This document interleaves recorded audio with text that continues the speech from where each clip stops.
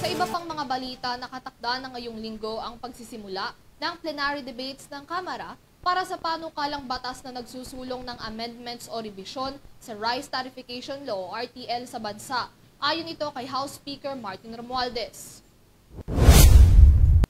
Sa isang pahayag nitong linggo, kinumpirma ni Romualdez na ngayong linggo na sisimulan ng House of Representatives ang plenary debates para sa pagpapasa ng panukalang revisyon sa RTL na layong tapyasan ang presyo ng bigas sa merkado. Aniya, layon din ng lower chamber na maaprubahan na ang panukalang batas sa second reading ngayong Martes, ika-15 ng Mayo, lalo pa at nagbaba na rin ng direktiba ang Pangulo na urgent ang pagpapasa nito.